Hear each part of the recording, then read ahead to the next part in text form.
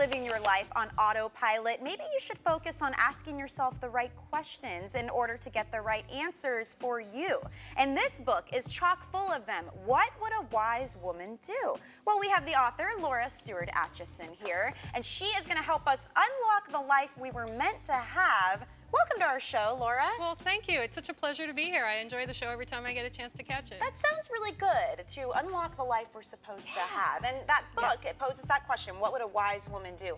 Why is that such an important question to ask? Well, what I've discovered is most of us ask questions from our own perspective.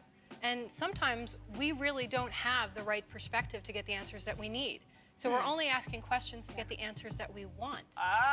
So if you ask yourself, what would a wise woman do? You're saying that there might be an answer or a question out there that I don't know about. And your goal is to get us out of, you know, the rut, get us into the life we're supposed to have. You think a lot of people are doing what they don't want to be doing? I do. I coach a lot of people, corporate CEOs and everything, and I had one client who is a Harvard top graduate lawyer. And totally dissatisfied, reached the pinnacles of her career, couldn't understand why she was completely unhappy, and I started asking her why. You know, why did you want to become a lawyer?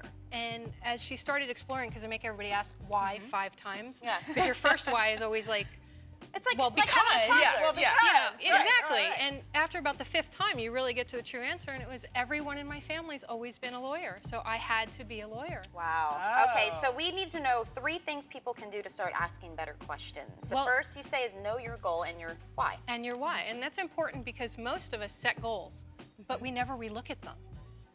And we don't understand why we set those goals. Maybe so like a re-evaluation of the goal.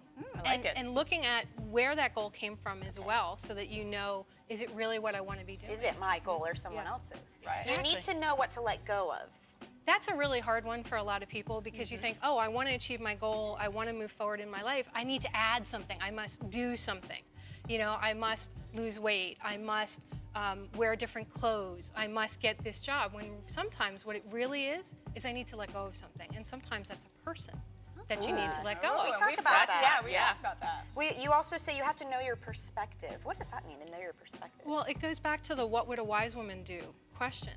Your perspective is set by those around you. And if their fears are the things that they don't want you to do because they've had bad experiences with it, then they're going to try to direct you down a path that doesn't take you where they don't want to go. Have you ever had friends, when you start to move on, they do everything possible to keep you stuck where you're at? Yeah, they're jealous or exactly. Or afraid. Yeah, that's a really big thing. Who do you consider wise women? We're talking about wise women here. Well, one of my favorite wise women is Maya Angelou, who just recently passed away. The woman just had such a wisdom to her. Oprah, of course, because she looks to everybody else. Sally Ride. I wanted to be an astronaut growing up. I grew up in the 60s, and I just really wanted to be an astronaut. Well, but what makes these women different? I mean, what do they all have then that we don't? They were willing to ask the tough questions of themselves. And my mom and my grandma are my 2 favorite wise women. And they challenged me from the beginning. They said, if you ask the right questions, you can completely change the outcomes in your life. Man, that's awesome. Yeah. You know, our challenge is to bridge the gender gap. So I'd love to know what you think. What does a wise woman fundamentally understand about men? Well, that's hard because I'm going through a divorce right now, so obviously I didn't get something right. Been there, done this. The fundamental thing for me is that they think differently and they ask questions differently. They tend to be more on a let's check this off. And their mind's in boxes. They don't think like women do, where we have like the spaghetti mass and we're always got all these different thoughts going on. Men tend to compartmentalize. It's cut and dry. Cut and dried. Okay, I'm here now, and now I'm going there. So if we can think that men think differently, then we're going to understand them a lot better. Laura, thank you so much. Her book, you guys, is available online and in bookstores. It's What Would a Wise Woman Do? There's a look at it right there. Thank you for joining us. Thank you. It was we really a pleasure. appreciate it. And